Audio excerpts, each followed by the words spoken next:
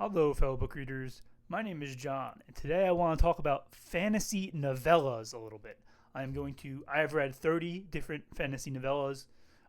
They all have varying degrees of fantasy in them, and I'm not going to rank them or put them in a tier list or anything. I'm just going to say yes, no, or maybe if you should read them or not read them.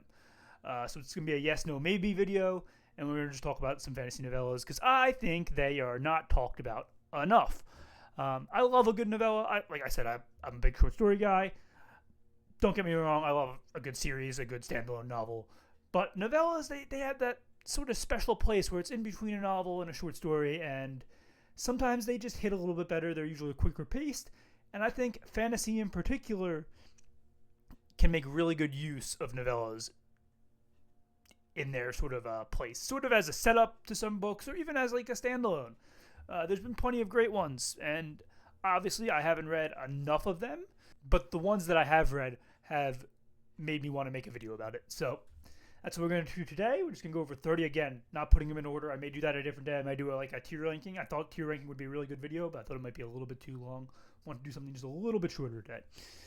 So let's start off with the first novella we're going to talk about.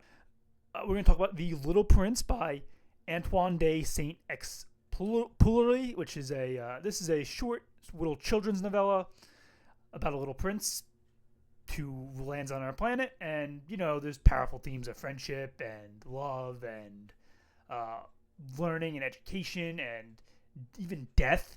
It gets a little dark, but not too dark. Yeah, this is an easy yes for me. It's one of my favorite just standalone books of all time, period. So yeah, everybody should read this. It's quickly paced, obviously. It's great. Front to back, great. One of the classics, and I think it appeals to all ages, so there's that as well. Okay, next up is Peter Pan, or Peter Pan and Wendy, depending on the edition you get, by J.M. Barrie.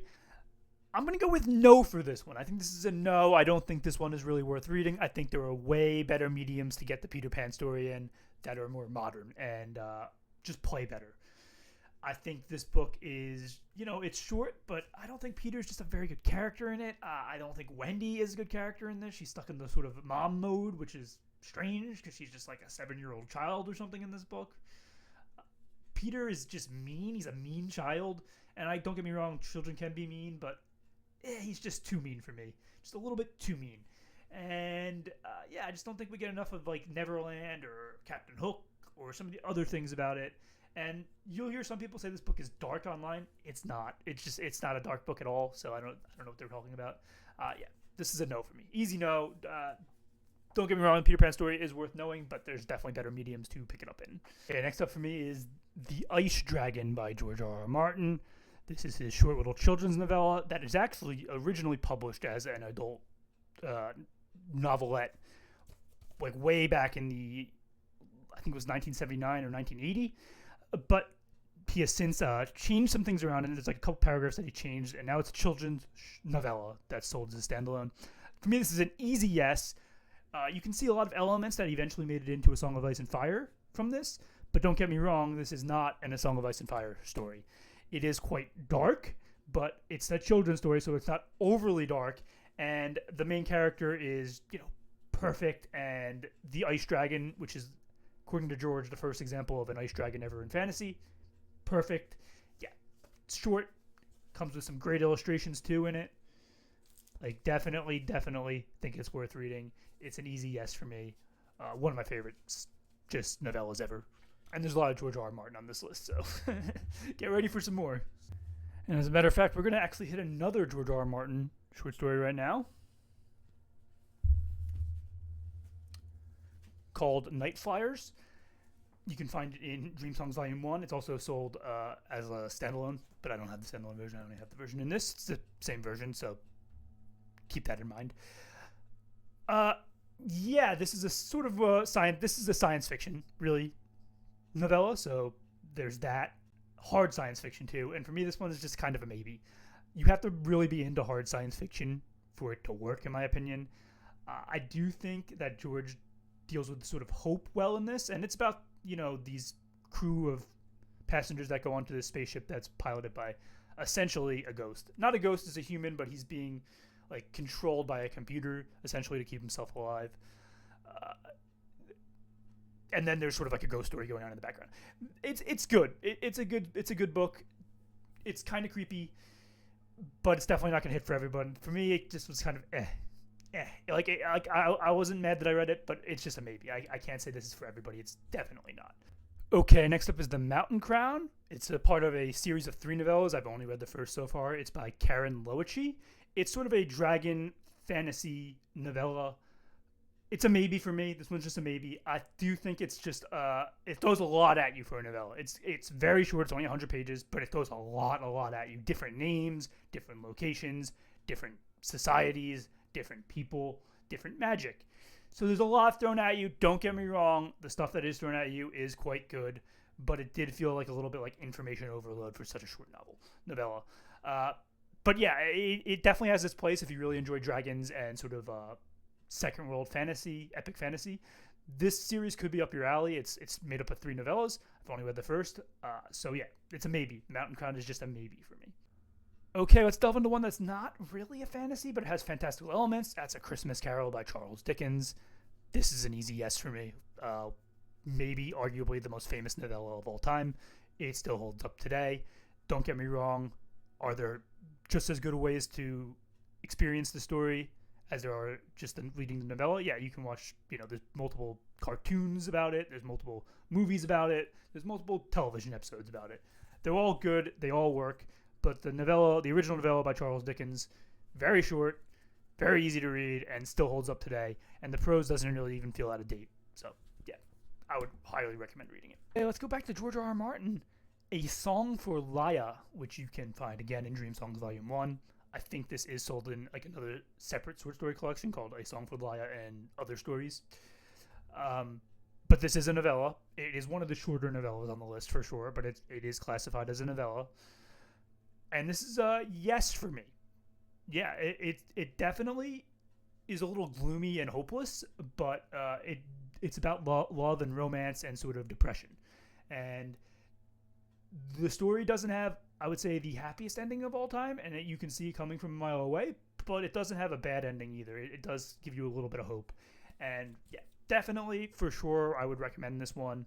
It's one of George's earlier great stories, and it still holds up today, for sure. Okay, now going over to Ken Liu, we're going to knock out all 3 of his novellas that are in the Paper Menage and Other Stories right now, starting with The Man Who Ended History, a documentary. This one is just a maybe for me.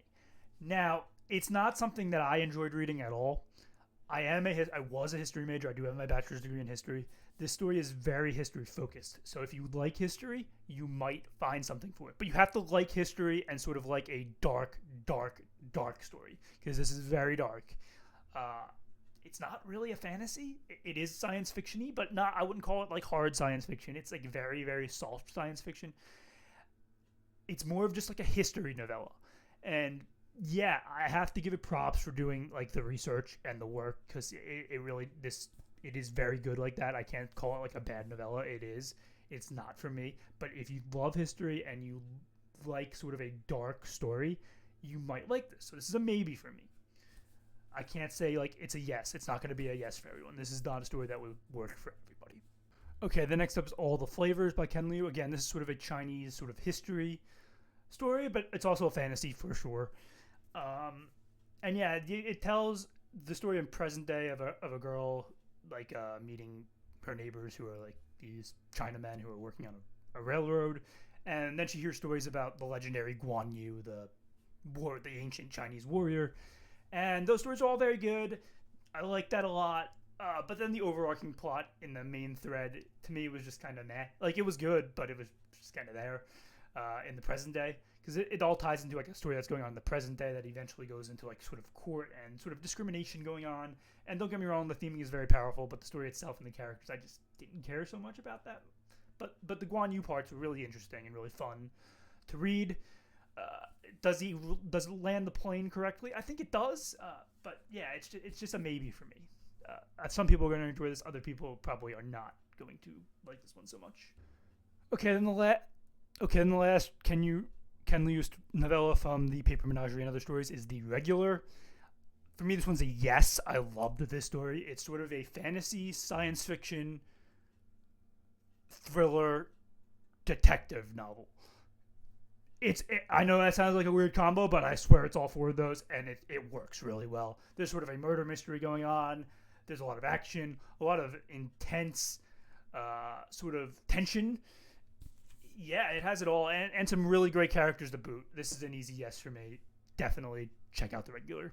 Next up's one that I actually just finished this week, The Emperor's Soul by Brandon Sanderson. This is an easy yes. This is probably one of my favorite character-driven stories that he's ever written. The main character in this is awesome, and some of the side characters are also just awesome. The magic system is super cool. I have never read Elantris, but I know it's sort of takes place in that world. I don't know if it's the same magic system or not, but if it is, props to that. If it's not, props to having a second great magic system in that world. Just really, really awesome, and you can read it as a standalone. It's just a straight-up standalone. The pacing is very well. There's not a lot here to not like. This is just almost as perfect a novella as you can get. I would definitely recommend it to anybody. And it's very epic fantasy-like. So if you like epic fantasy, this is going to be right up your alley. Okay, next up is The Little Sisters of Eluria by Stephen King. I really can't say that name, and I apologize. You can find this in the Everything's Eventual collection. It is a sort of a prequel novella to the Dark Tower series by Stephen King. I have never read The Dark Tower. I plan on reading it next year, and this is still a yes for me. You don't have to read The Dark Tower to understand what's going on in this book at all. Everything is explained to you well. All the characters are explained to you well. Everything makes sense. I thought the tension here was great. It had a spark of creepy horror Stephen King writing to it, but it's definitely a fantasy. And the magic was really cool. I thought it had a really good romance too. Yeah, I really enjoyed this one a lot. So quite short too. It's 100-ish pages, maybe a little bit less. Okay, then next up is The Awakened Kingdom by N.K. Jemisin. You can find it in her The Inheritance Trilogy bundle. So if you buy the big bundle put together like this, it also comes with a bonus novella called The Awakened Kingdom. This is just going to be a maybe because it takes place after the trilogy. So unless you read the trilogy, you're not going to really understand what's going on in the novella too much. I think you can read it as a standalone, but I don't think it will read as well as a standalone. It is very short. It's 70 pages or so. Very good. Very, very good. Great humor.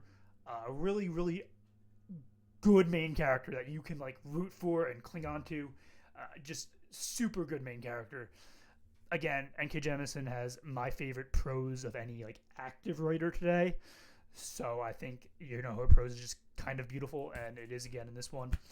Yeah, so I can't say yes because you have to read stuff to read it. It's not something that you can just read on its own. I don't think you can, but I wouldn't recommend it. And this trilogy is quite long. So, but definitely in the maybe category. If you read the trilogy, you should definitely read it. And I would encourage everybody to read the trilogy because the trilogy is great. I mean, the last book's a little bit rough, but 2 great books and a really great novella. Okay, next up is Coraline by Neil Gaiman. This is an easy yes for me. Does this lean a little bit more on the children's horror side? It's a middle grade book, but it's more middle grade horror than middle grade fantasy, but it's definitely both blended together really well. Really well. Sorry, I burped. Again, just the main character is just very easy to root for, and I really like sort of the magic in this book and the atmosphere and the tension. Even the action's very good. Yeah, there's just not a lot here that I hate it. And it's short, so awesome stuff. It's an easy yes for me. One of my favorite novellas. Okay, we reached Sarah J. Maas land. Let's start with A Court of Frost and Starlight, which is obviously the 4th book in the Act Horror series. It's just a novella. It's just a maybe. I do think it's a really good holiday tale. So if you're looking for a holiday book, yes, I would definitely read it. But also, you can't really read it unless you read the first 3 books. It's not going to make any sense to you at all. So I can't say just yes, period. I also just don't think it's going to be for everybody. It's very much just a holiday story. There's not much plot there at all. It's just sort of a holiday story. It's a fun time. That's pretty much all it is.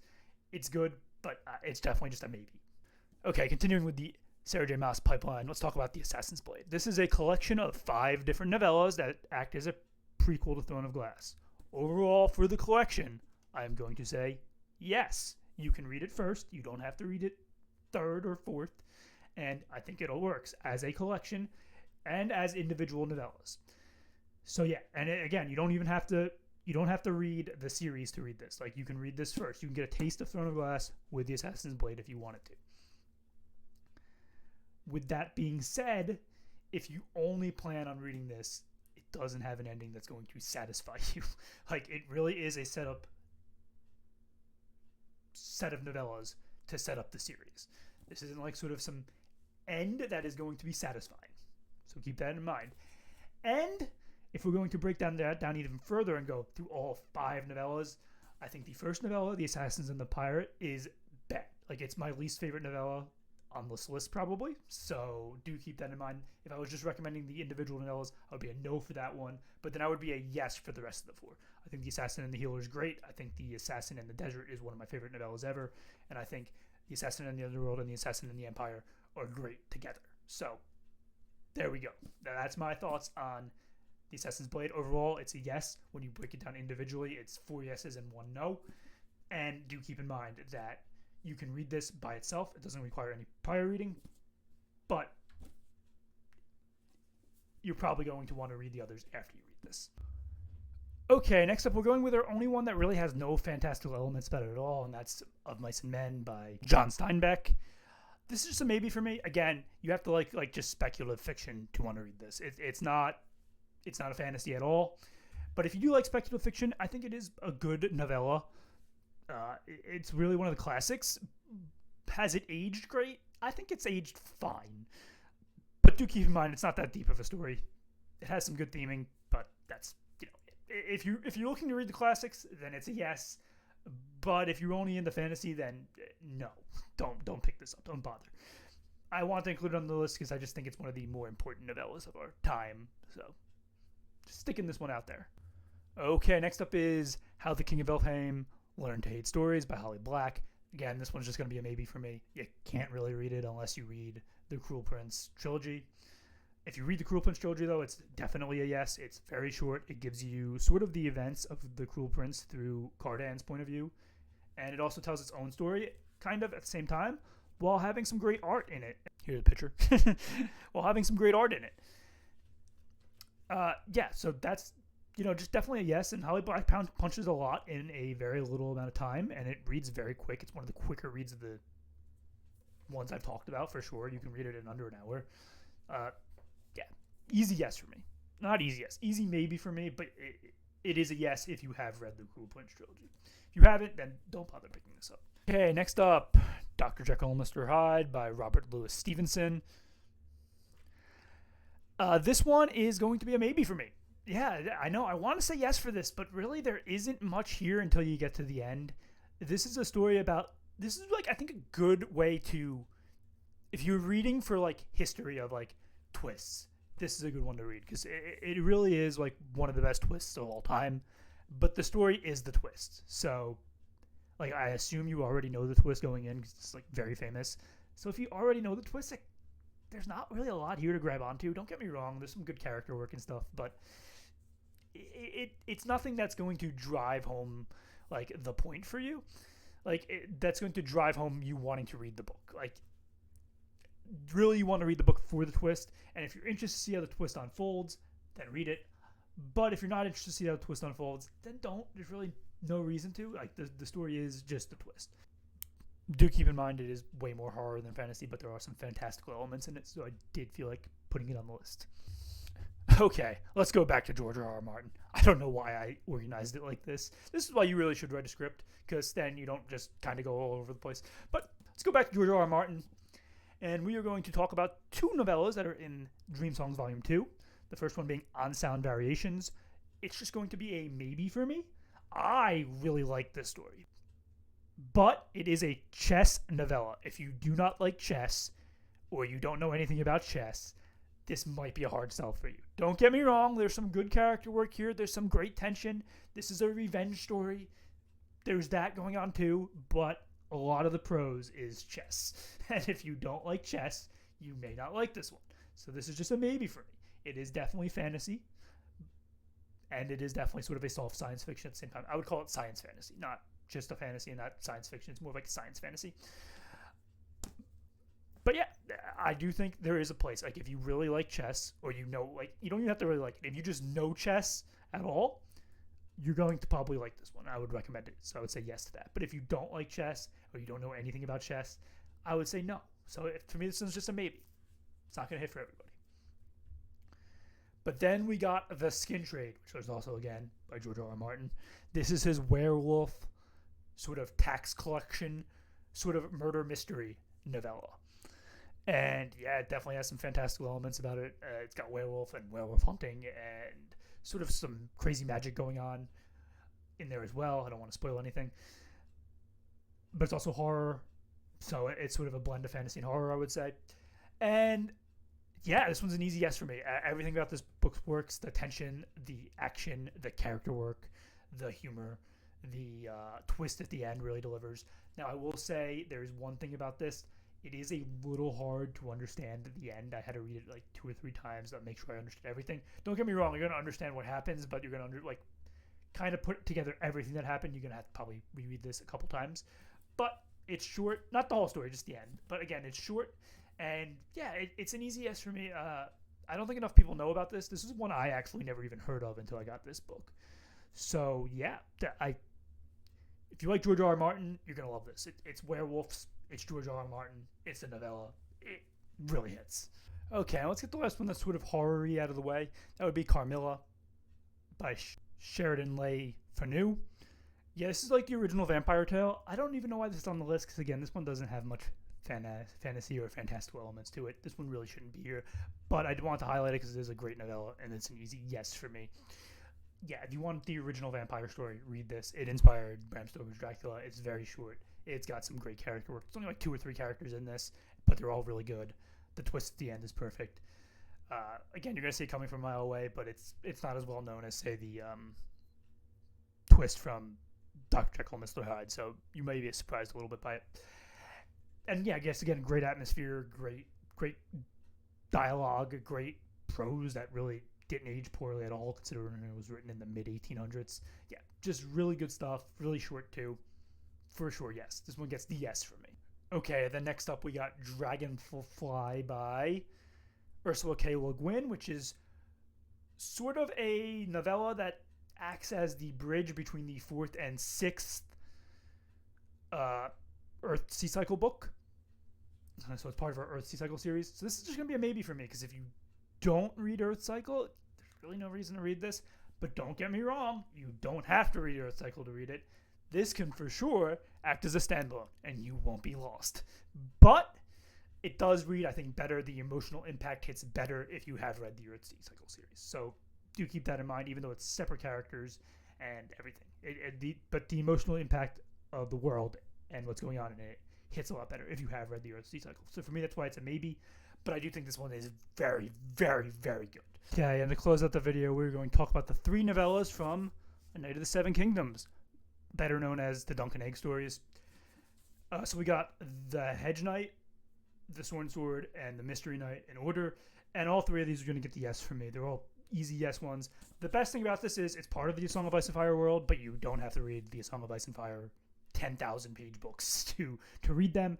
You can really get a taste of if you would like A Song of Ice and Fire by reading these 3 novellas. I'm not saying that's my preferred method of taking in if you would like A Song of Ice and Fire, but if you just want to try something a little bit shorter to know if you like George's A Song of Ice and Fire series or his writing, you try this. It's relatively cheap. It's his collection of 3 novellas, very short. They're all about 100 pages each, and there's some great art in here. If I'm just going to talk about the novellas individually, I think The Hedge Knight, which is the first one, is the best one. It's got a great mystery, a great twist, really, really great character work. The stakes are high, but they're not like epic fantasy high. They're more like character-driven high. Really, really works. And then The Sworn Sword is probably my least favorite of the 3, but it's still an easy yes for me. And it's got, again, some really great character work and even like a tinge of romance in it, which is really fun because George doesn't really do that much in A Song of Ice and Fire. So yeah, that worked out really well here. And again, it does have a really good twist ending. Not as good as the first one, but still really, really good. And then the third one is The Mystery Knight. You can argue that it has the best twist ending of the 3. It's an easy yes for me. It's another tournament story. So if you like tournaments, if you like jousting and that type of tournament, like medieval times type tournament, you're going to really like it. And the stakes in that one are even a little bit higher than the stakes in the other two. So, yeah, all three of these are easy guesses for me. Again, I think this is a really good place to try out the A Song of Ice and Fire world. And that is 30 different novellas. Yes, no, or maybe edition. This video actually got longer than I thought it would. But I had a really fun time doing it. If you want more like that, let me know down below. If you want to tell me what your favorite fantasy novella is, or what fantasy novellas I missed, or if you agree or disagree with any I recommended or didn't recommend, also let me know down below. Again, thank you guys for watching. See you next week.